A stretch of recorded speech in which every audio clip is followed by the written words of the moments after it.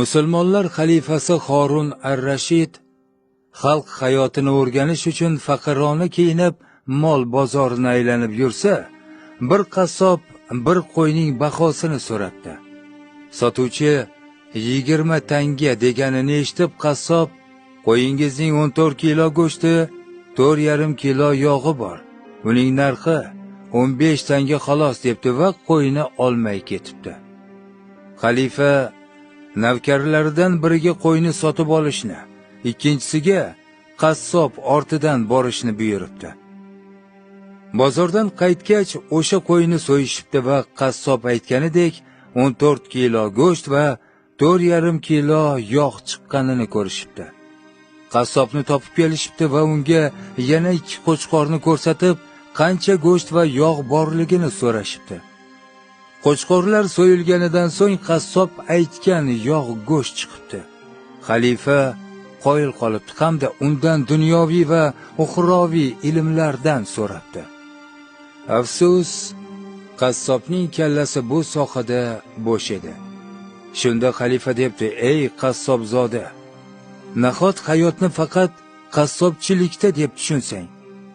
Qani senda vatanga muhabbat, xalqingga muhabbat, nahot halol va haromning farqiga yetmasang?" Xalifa jar chaqirtirib e'lon qilibdi: "Ushbu qassob shuncha zehni, shuncha ilmi bo'la turib, yo dunyoviy, yo uxroviy ilm olmagani, halol harom farqiga bormagani uchun boshqalarga ibrat bo'lsin deb, kelgusi juma kuni uni ostiraman." Hamma bu hukmdan rozi bo'lib, uning odilligini tan olishibdi.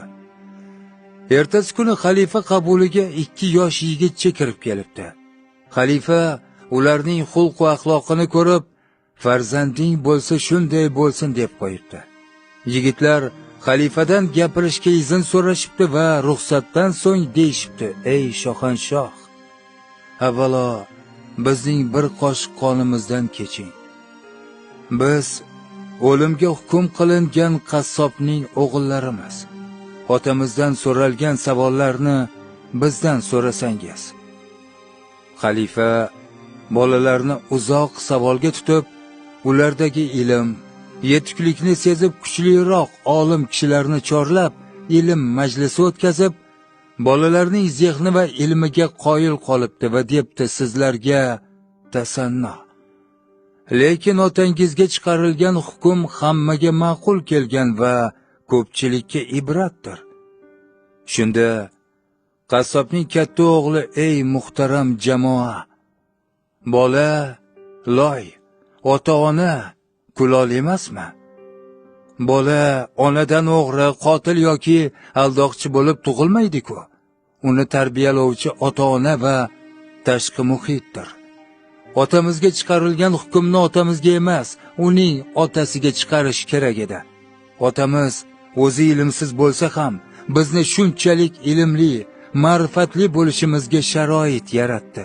Otamiz tahsinga loyiqdir" dedi.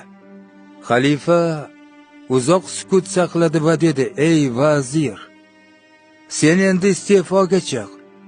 Shu bola menga vazir bo'lsin. Ey jallod, qassobni olib kel, ustiga zarbob to'n yop. Bu elga ibrat bo'lsin. Chunki bizning kelajagimiz farzandlarimiz.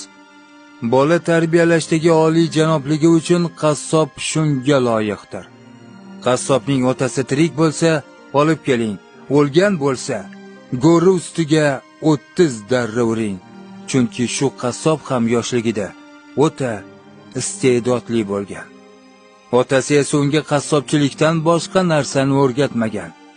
Dunyoviy va uxroviy ilm izlamoq tug'ilgandan to lahatga borguncha farz.